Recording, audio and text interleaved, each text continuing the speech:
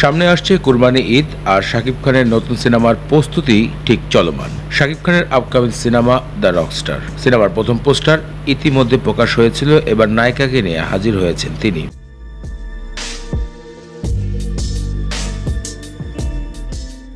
সাবিনা নূরের সাথে রোমান্টিক দৃশ্যে শাকিব খানকে দেখা গিয়েছে একটি পোস্টারে, এবং পোস্টারে ক্যাপশনে লেখা হয়েছে, জলে আগুন থামে সময় চলি আমি তাই তো শুধু তোমারই সাথে। এমন একটি গানের কলি হয়তোবা টাইটেলে দিয়ে প্রকাশ করেছেন সিনেমার গান আসতে চলেছে।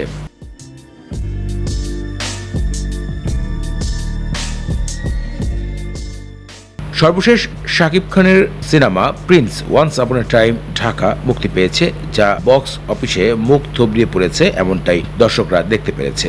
তবে বিগত 4-5 বছরে শাকিব খানের সিনেমা হিস্ট্রিতে এমন খারাপ সিনেমা হয়তোবা আগে ছিল না।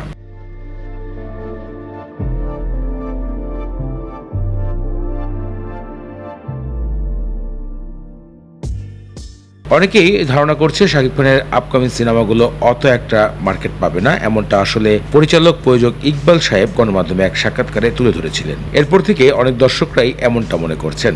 প্রিন্স কি রিলিজ হয়েছে নাকি? পোস্টারটা আমি দেখছি, এটা আমার কাছে একটা খেলনা পোস্টার। এটা কি একটা কার্টুনের মতো, হেলিকপ্টার পিছনে একটা গিটার আর ওই অর্থ দিয়া। শাকিব খানের রকস্টার সিনেমাটি পরিচালনা করছেন পরিচালক আজমান রুশো। সিনেমাতে শাকিব খানের বিপরীতে মিস ইউনিভার্স অংশগ্রহণ করা তানজিমা মিথিলা অংশগ্রহণ করবেন দ্বিতীয় নায়িকার চরিত্রে, এবং প্রথম নায়িকার চরিত্রে দেখা যাবে সাবিনা নূরকে। সাম্প্রতিক দুটি নায়িকাকে নিয়ে সিনেমার কাজ চলমান রয়েছে এমনটাই গণমাধ্যমগুলো জানা যায়।